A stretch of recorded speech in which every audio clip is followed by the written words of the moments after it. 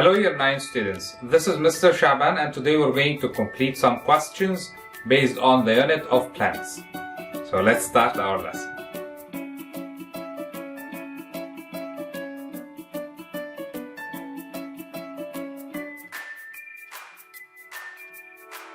In today's lesson we are going to take some questions based on plants. So the first question is from the past paper. The diagram below shows a cross section of a plant labeled parts A to D. The second question, name one female part of a flower not labeled above. The third question, below are two plants, one is pollinated by insect and the other one is pollinated by wind. Label which one is pollinated by insect and which one is pollinated by wind, and please give a reason. You have 1 minute to complete the answers.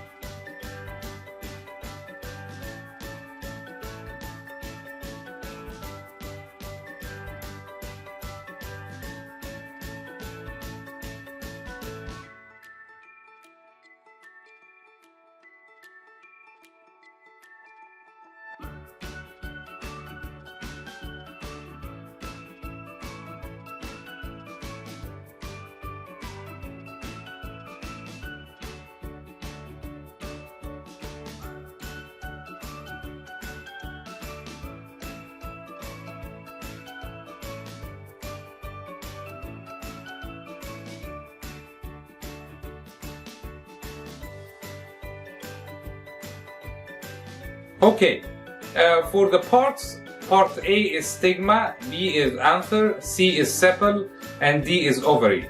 Second question, name one female part of a flower not labeled above, which is style, and below are two plants. The first one is pollinated by wind because we don't have flowers, so there is no need to attract an insect. The other one is pollinated by the insect because it have a colorful petals. The second question, explain the difference between pollination and fertilization.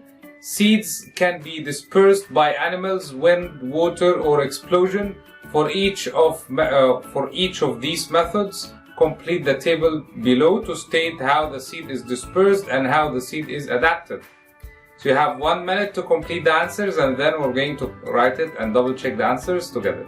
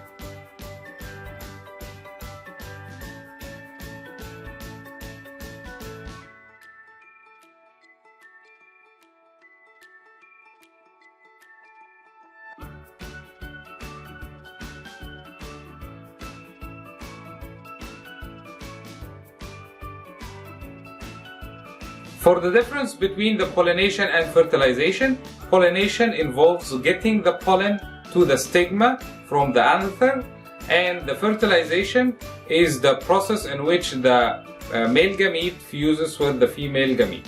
The roseberry is dispersed by animal and the seed is adapted because it have a hard outer coat, so pass through the animal undamaged. So it has the hard outer coat to keep the seed undamaged when the seed is found inside the animal's body. Dandelion dispersed by wind. because the seeds are light and fluffy. They have a parachute effect to help travel from one place into another. The pea pod, it dispersed by explosion. Seeds are light and rounded, so they can move easily. The last one, coconut, it dispersed by water, because coconut is waterproof coat, has a waterproof coat, so it helped the coconut to float in the water to travel from a place into another. Third question is labeling the flower. It's the same as the previous one. So the first one, A is petal, B is anther, C ovule, D stigma, and E ovary. Then next question, I want you to double check these information through the internet based on this particular plant. Find the answers, and then we're going to revise the answers together. You have 3 minutes in order to complete this task.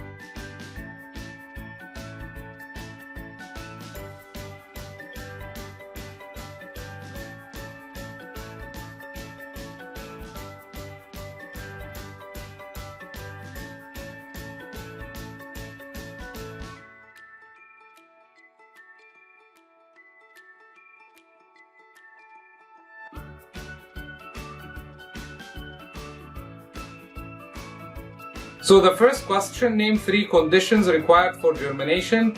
First one is oxygen, moisture, and warmth.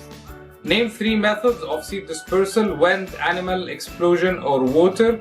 Name 3 female parts of a plant: stigma, style, and ovary.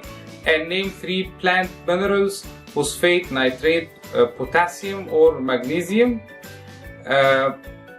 Name 3 seed dispersal by explosions: poppies and pea pod and or gorse. Then this question is asking us to rearrange the letter and then followed by matching and true and false. I'm going to give you 2 minutes in order to figure out the answers of these questions.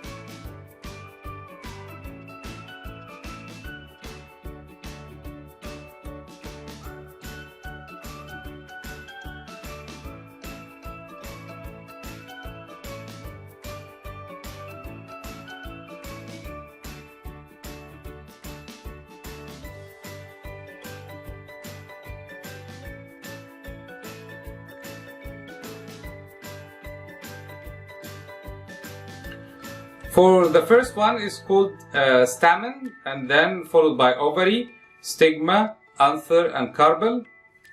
For the match question, we have the anther should be matched with produces pollen. The second one, style, should be matched with holds up the stigma, and filament should be matched with holds up the anther. Stigma should be sticky to attract pollen grains. Ovary contain ovule. For the true and false question, seeds dispersed by water are usually light and may have a waterproof coat. That's correct, like the coconut seed.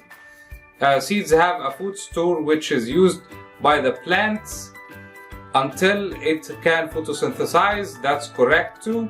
Pollination involves the pollen nucleus joined with the ovary nucleus or the ovum nucleus. That's false. That's called fertilization. The seed coat is a tough outer covering.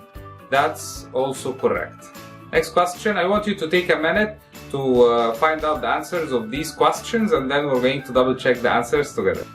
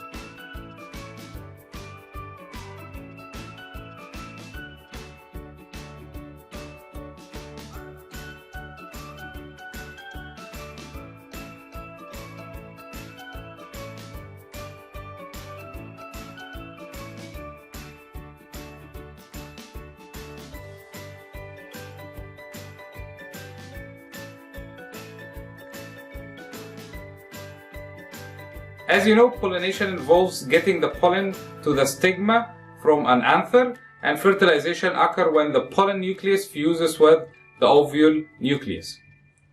For the comparison between the insect-pollinated plant and the wind-pollinated plant, when we have smaller quantities of pollen, that means we have an accurate process. That means we're talking about insect-pollinated plant. Stigma hangs outside the flower. That's wind-pollinated plants, because the stigma is exposed outside the flower in order to get the pollen by the help of the wind. Brighter colored and sweet smelling petals, that's to attract the insect, so it's insect pollinated flower. Anther and stigma inside the flower, that's insect pollinated plant. Very light pollen to help the wind to carry it from one place into another, so that's wind pollinated. And a small dull petal, we have no colors to attract the insect, so that's wind pollinated as well. Now we have reached to the end of the lesson. I hope you have enjoyed the lesson, and see you next time.